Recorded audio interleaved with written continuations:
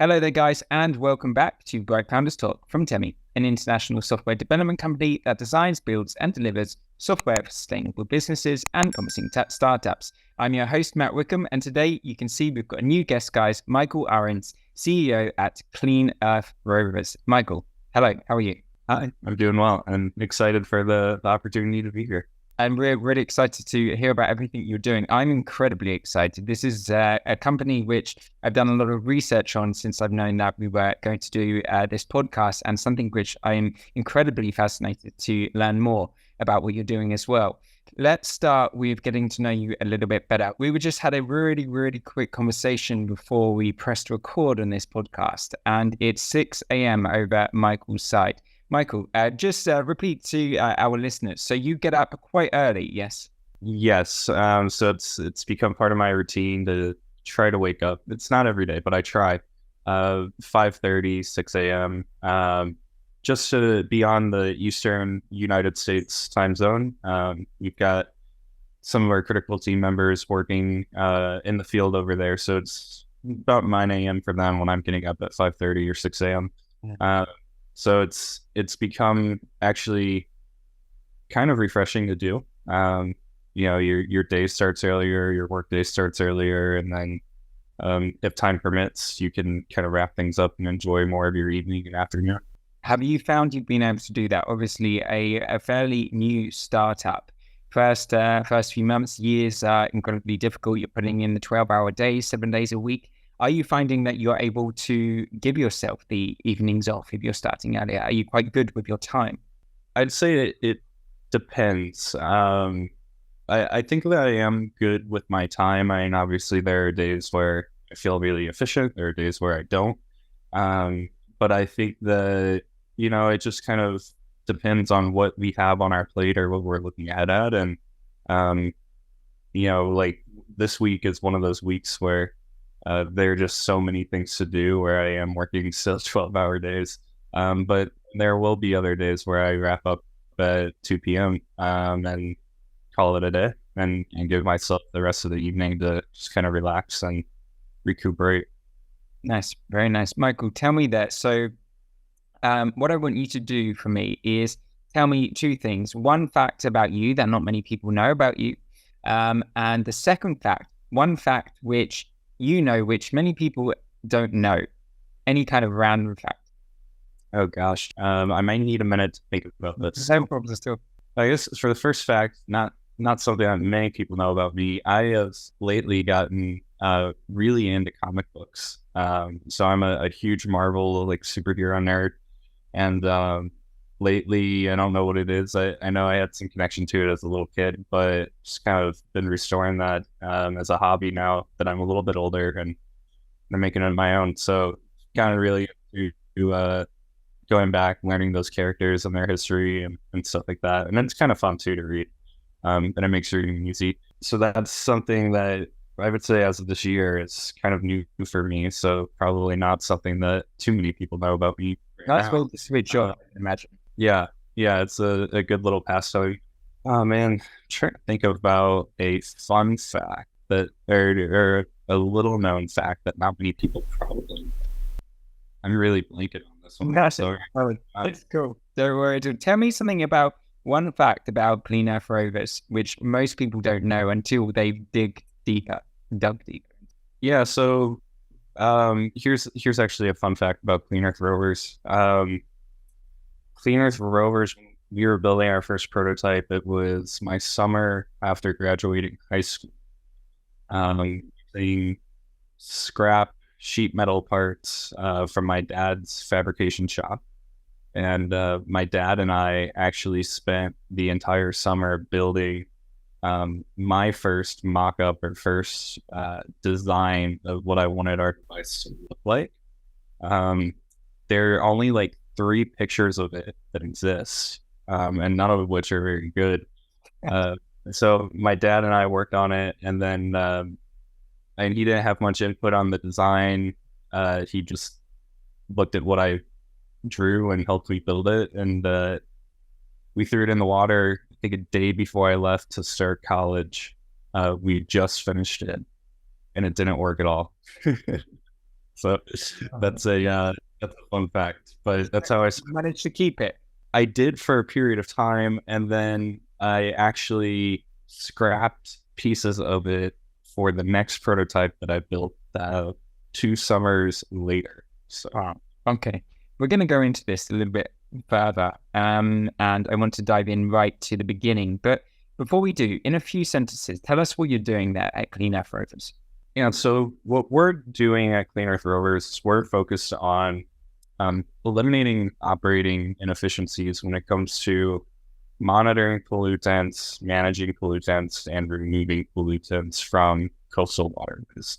And we kind of look at that in the lens of how is it currently being done.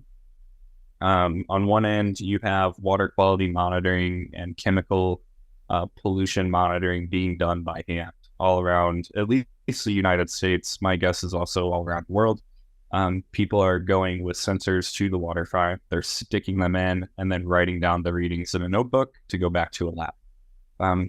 It's extremely inefficient, and because we're only doing it once a week or in very intermittent intervals, there are huge gaps for public health and safety. So what we've done is we've created a small product called the Data Pod, which is a buoy. It's a standalone buoy. It's about 30 to 40 times cheaper than what currently exists on the market. And for the first time, it gives you the opportunity to scale your data collection in lifetime and really build out that infrastructure. And then we're using the key insights and the learnings from that data to influence our deployment of our rover technology, which is, for those who are familiar with Roombas, it's very similar to how a Roomba cleans your living room. It's a small autonomous boat that can pick up dead fish, trash, algae, oil, and all types of other debris. And, you know, on the opposite end of the spectrum, when it comes to managing this physical debris, it's being done by hand, just the same as it is where we're monitoring by hand. We're actually putting people in hazmat suits, having them clean up oil spills, dead fish, all types of horrible toxins and pollutants, and they're being exposed to that. So trying to create a better, more efficient system for managing and monitoring pollutants.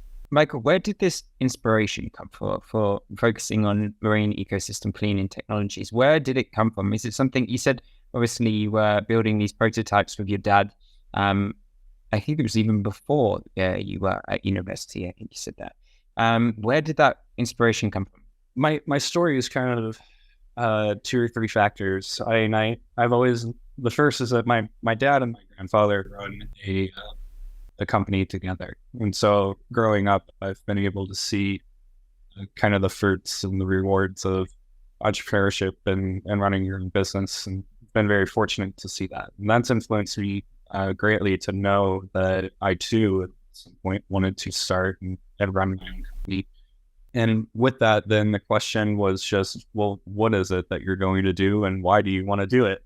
And so I didn't have an answer to either of those things at the time that I was graduating high school. But with a few weeks remaining of my public speaking class during high school, one of my fellow classmates gave his final topic on ocean plastics. And this was 2017. So Boy Onslaught from the ocean cleanup had just been starting to make headlines. 4Ocean was the other major organization that was really doing anything. And at the time, when I look at the solutions out there, there just wasn't enough. And I felt like we could create something that could be better and scalable and faster than what was currently being done. And so that's what kind of set me down the rabbit hole was, you know, I'm an 18-year-old. I'm learning about a major world problem for the first time in my life. And I was pretty disappointed with what I saw out there in terms of solutions, or at least advocacy for solutions. Obviously, that has grown and received quite much more attention since then. But that's ultimately kicked it off for me. And then I would say the third aspect of it is just personal experiences as well that have started to come back to top of mind as we've been on our startup journey. specifically around algae blooms and fish kills and things like that. I spent many years of my summers going to Sarasota, Florida, to visit family down there and vacation and whatnot. And many times when we were there, we couldn't get into the water because they were having a red tide event or an algae bloom, and the beaches were closed, or the toxins from the beach would make you sick. And so that is something that as we've continued down this path, I've started to remember, like, I see and I hear about these events, and it's something that we're trying to solve, but that's even affected me personally before. So yeah, lots of different factors that have kind of got me started with this, and very much so passion driven all around. Nice. Absolutely. I mean, I do find when I had a lot of speakers on this show, and when people come from an entrepreneur family, it's hard to shake that, and they end up being entrepreneurs themselves as well. So it's definitely a factor which influences. Tell me, how does Clean Earth Rovers technology contribute to solving the ocean plastic crisis? How's the technology specifically happen? Yeah, so the original intent or use case for the technology was to pick up plastics. And what we have now, our physical products that we have now, is not actually what we set out to do. What we set out to do is to build a much, much larger version of what we have now. The initial concept was that we were going to build a 60-foot by 60-foot vessel, 20 feet tall, that could pull 2,000 tons of debris from the ocean at a time. And we were going to send it to the garbage patch and bring all the plastics back and harvest them for recycling, all these things. And as we started to work into, okay, well, who's going to fund and pay for this as a customer, and what is the ROI on the plastics that we're collecting? Can we actually recycle them and make this a profitable business, something that would work? And the answer to both of those questions was ultimately, there is no customer for cleaning up the ocean, unfortunately. And there also is no significant ROI when you're building hardware as large as that for the plastics that you would be recuperating. And so our advice that we had heard kind of in a trend line, maybe over 6 months, meeting with different coaches and mentors and advisors, was maybe just start small. And so that was what we did. We started small. We redesigned everything to be more compact, and we took a step back and we said, well, what if instead of going out to the middle of the ocean, we actually focused on lakes, rivers, intercoastal waterways around the US, where that pollution already exists, but it hasn't gone all the way out to the ocean yet, and we could capture it before it does. And so that was where we pivoted and started to look at, if we build these devices smaller, we can take strength in numbers approaches, and the more deployments we have, the more impact that we have in that strength of numbers. And so the initial design was, and has not varied actually very much from the initial design on that smaller unit. And we've maintained that quite a bit. And the way that works is we have 2 pontoons, and it essentially just drives and uses the forward momentum to funnel everything into a removable mesh bag. And since then, since we've also started to have more customers that are wanting it for different applications, use cases, they've helped expand our minds at least about what it is able to do or what applications it has. So those are the customers that have shown us, hey, this can pick up dead fish and do it really well. This can pick up kelp, algae, seaweed. This also can be clipped on with oil spill absorbent equipment and be used for automation on oil spill cleanup. Those types of things were not even thought in our mind when we started working on this, but it has now that we know that that's what people want and it brings value to them, it has kind of adapted the solution and also our story on how we sell it and kind of position ourselves. Interesting. I mean, I've got quite a few questions that have come out with your answer there. So, first of all, just for our listeners, can you, we're obviously talking about the pollution basically in rivers and seas and lakes. Can you tell us some kind of shocking facts about what is actually going on in the sea with regards to pollution, which people would be shocked to hear? Yes.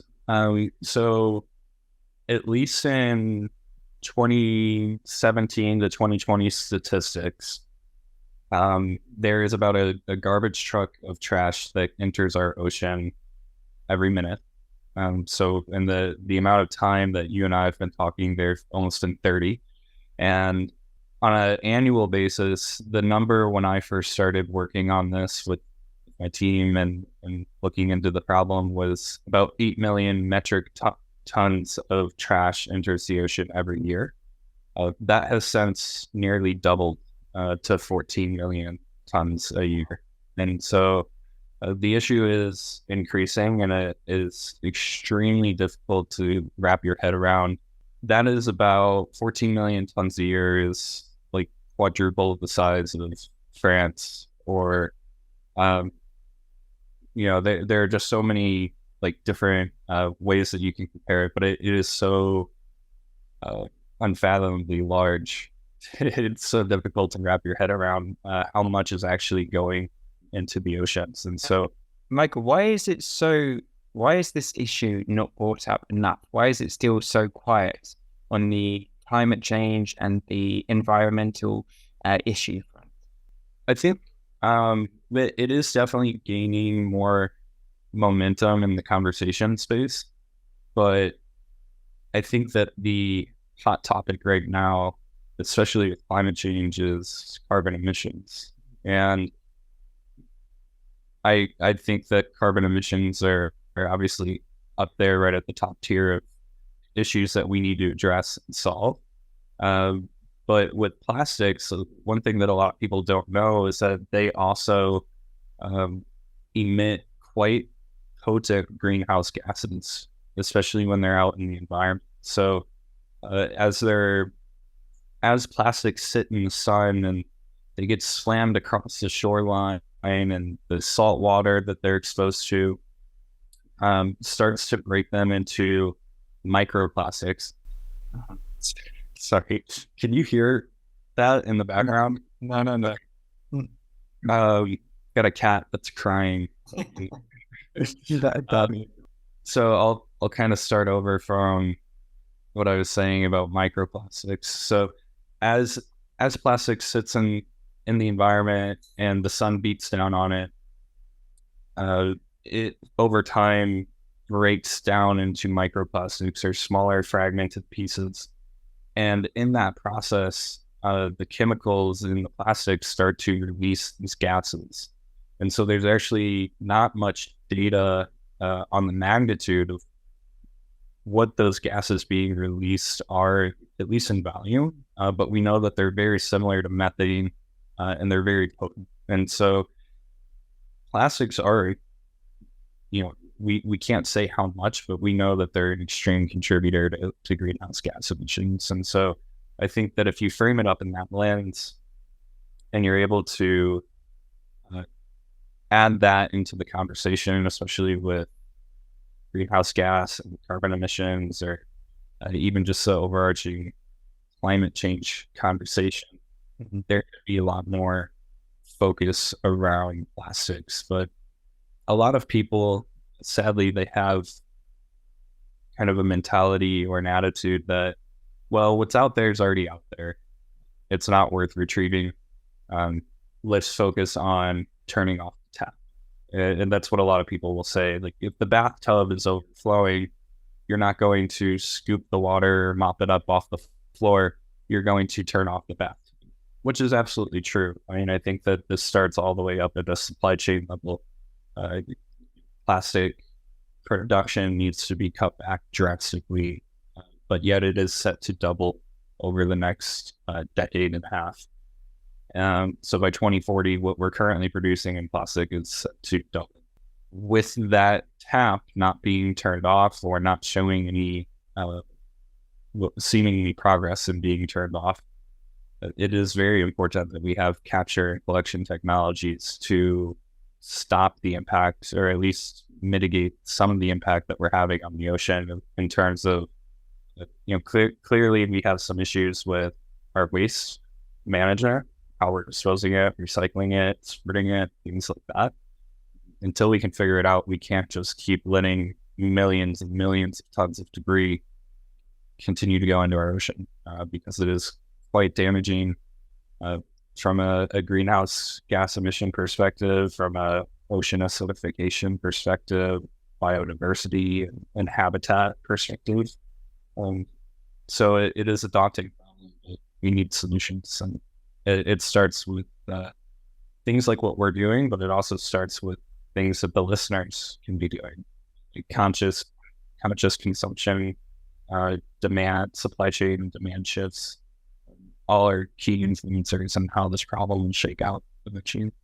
It sounds like what you do, the rover and the data pod is definitely needed in Ukraine at the moment after the explosion at the dam, obviously the ecocide which has occurred of that as well. So definitely we need you over here, it seems.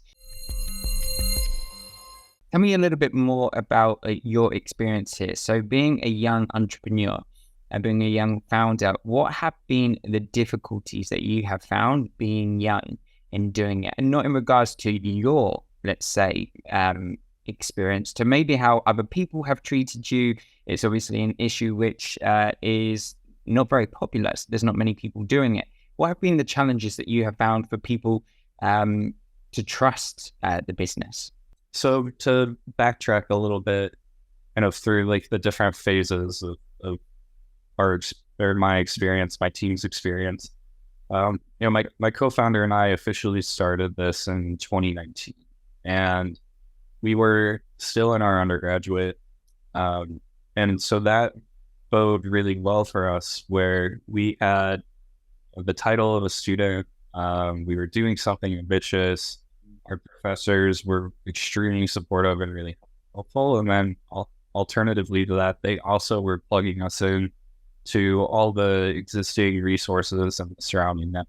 And so those resources, whether it was adjacent universities, accelerators, incubators, mentorship networks, whatever it might have been, we're all very receptive and excited, at least about what we were doing and the initiative and the ambition that we had.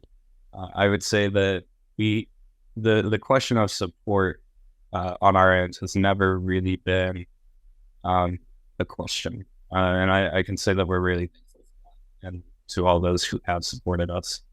And I would say that there has not been, there's one experience that comes to mind where somebody has been degrading or demoralizing about what we were doing. But I would say that for, at least with most startups, with the type of pushback or feedback that they could get, it could probably be, a blessing that we've only experienced one person who's actually only like very rude to us. So it's, I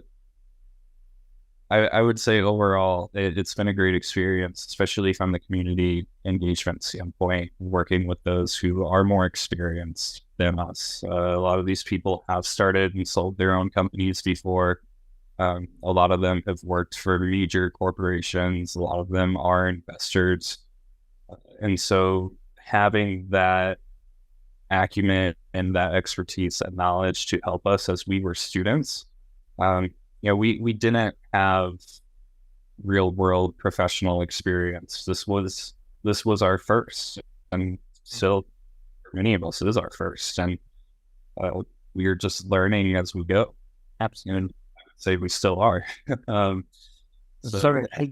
Definitely. So it should be until the very end. Michael, tell me, with that in regards, you're saying there about obviously starting in 2019 at university, what and how did university help you in building in building your company, how did it help you in regards to so many people now are saying that university is just a thing where you go to get a piece of paper?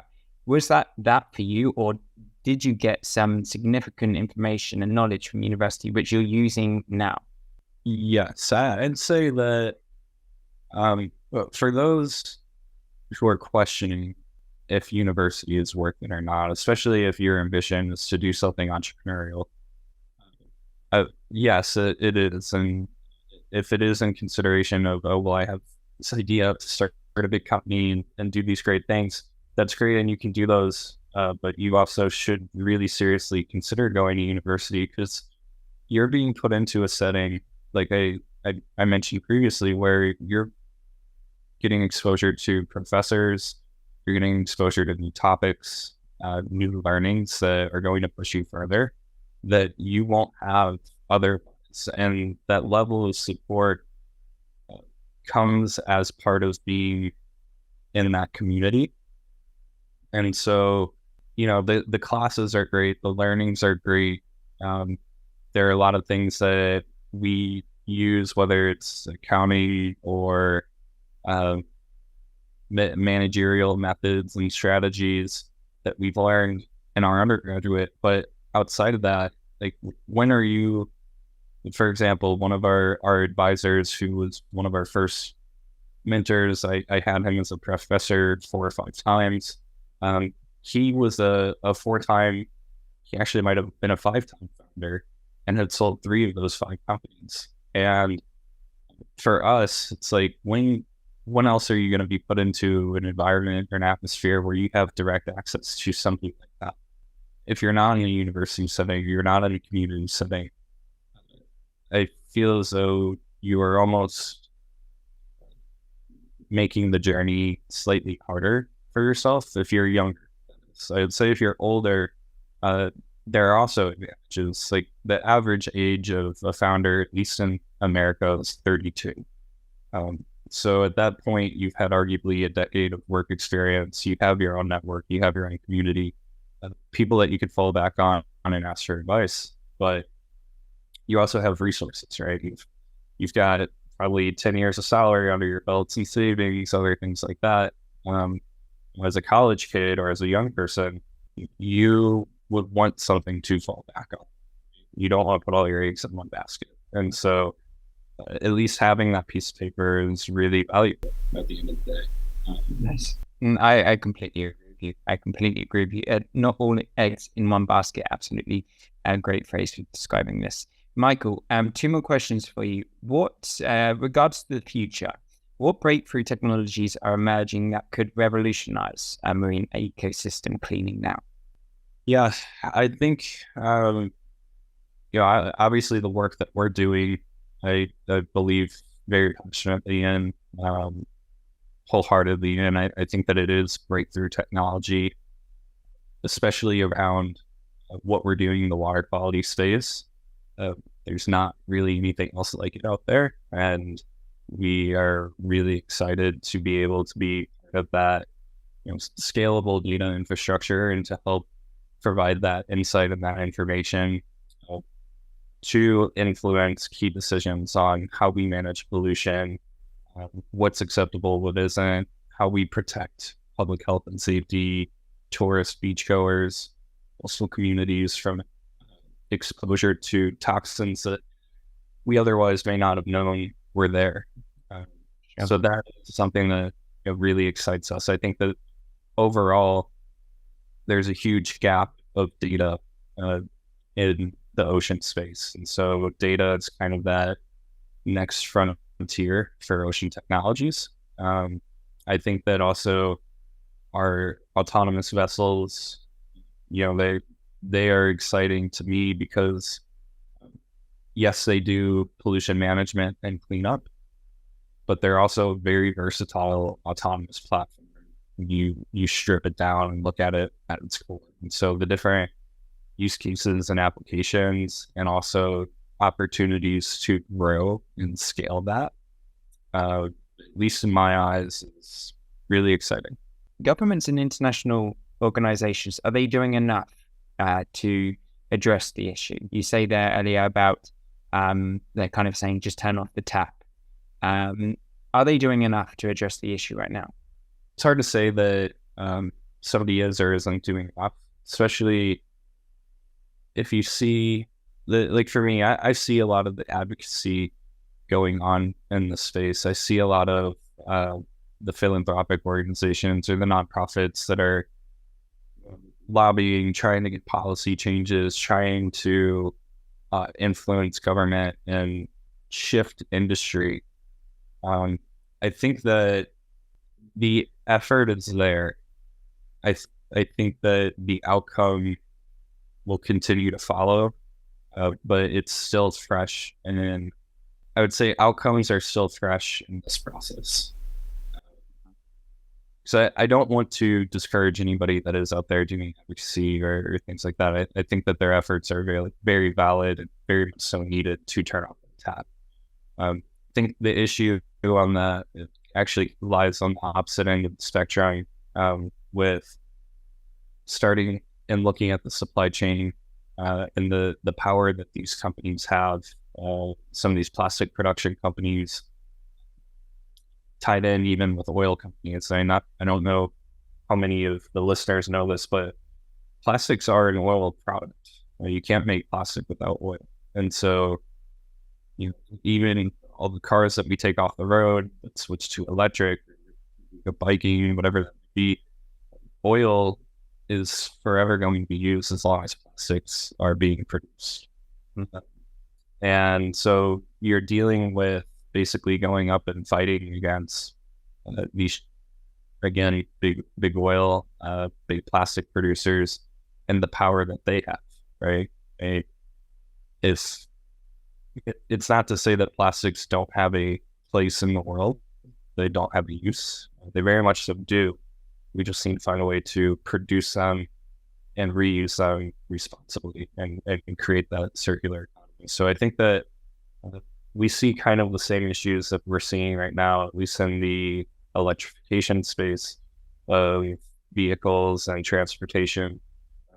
How do we responsibly get all stakeholders on board so that everybody has a place at the table and everybody's solutions fit in and can be used and managed responsibly? And I think that is the biggest challenge right now, especially with demand for these types of production pieces to be doubled over the next 15 years, right? And so that then trickles down to us as consumers, like I was saying earlier. Stop buying plastic water bottles. Stop, ordering to-go cups at the coffee shop. Stop doing takeout.